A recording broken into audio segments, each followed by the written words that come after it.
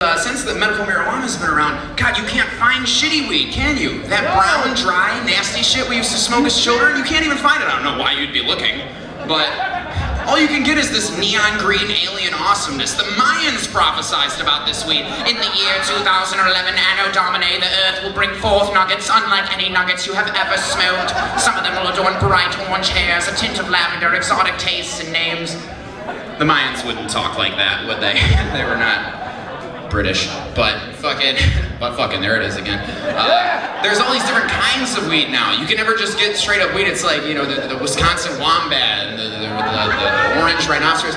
Whatever happened to just straight up weed? And myself, like, I'm not a connoisseur of the different strains of cannabis. I mean, for me, there's only two things. There's only two divisions, two categories, and that's indica and sativa. And for those of you who are laymen who don't smoke pot, that's video games and nap time. That's either interesting conversation or awkward moments in a stranger's basement who's watching Avatar, but you don't like Avatar, so you're sitting there thinking about stuff.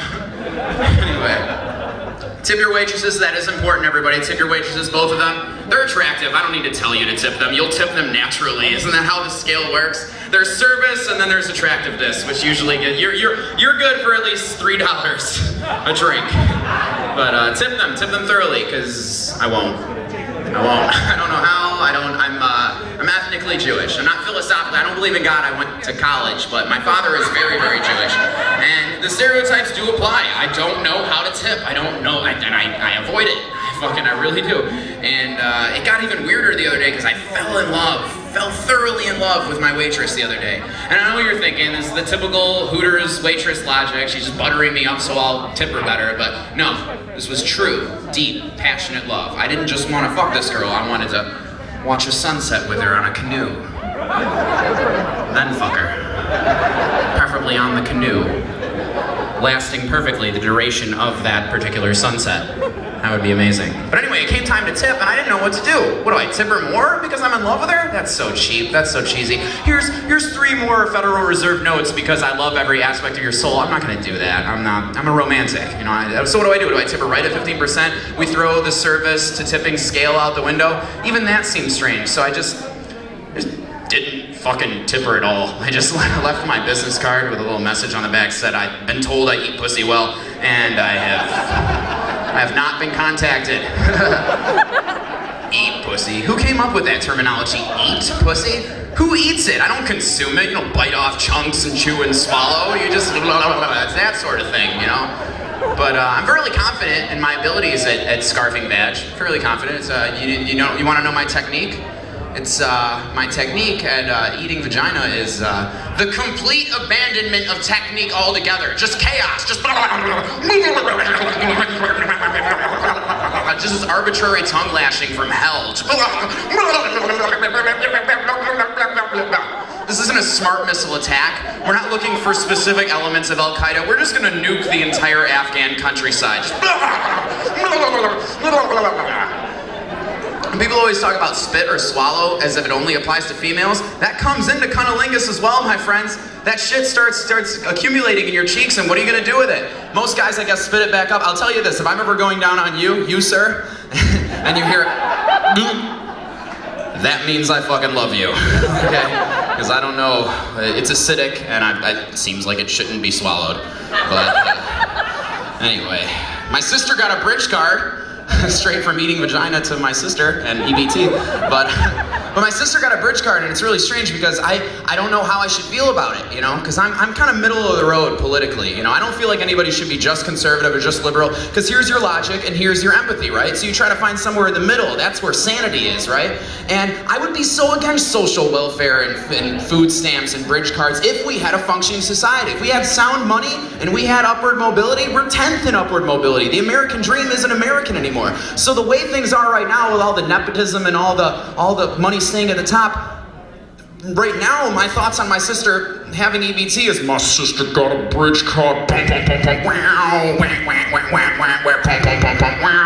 I open the fridge and I see all the fantastic foods, the exotic cheeses that we've been having, all the fresh vegetables and wonderful things, I feel like it should be the drop of the beginning of a dubstep song. Just like, my sister got a bridge card. Yes, I fuck my government. Yes, I fuck my government. EBT. EBT. Fucking angry robots. I enjoy dubstep though, to some degree. I mean, it sounds like ornery robots fighting, but I think that it's aesthetic at sometimes. But it's so funny how controversial this new genre is, because it's just a genre of music. It's just a certain BPM, certain tempo. But people get it's so divisive. Have you ever heard these people where somebody like, I like dubstep, and then the next comment, because the world completely takes place in Facebook now. There's no real conversations. It's like, I like dubstep, and it's like, oh, fuck you. Fucking communists like dubstep. Fuck that shit. I fucking hate dubstep, and everybody who enjoys it is a fucking communist. What? What? What is so divisive about where is that? How does that decide someone's philosophy? That's ridiculous. You know, I don't fucking understand it. Like, the other day, I was actually here, I was walking down the lanes here, and I heard somebody say this. Man, fuck cosmic bowling! What? How are you gonna get that enthusiastic about your hatred for black lights as you bowl? I can imagine somebody being like, I prefer to see the pins, you know? I don't want that glowy little kid shit. I don't want to... No, but this person was like, fuck cosmic bowling! What the fuck? Fuck dubstep. What is this? I guess I have no room to talk though, because for some weird reason, I love all humans. I love all races and all genders and all.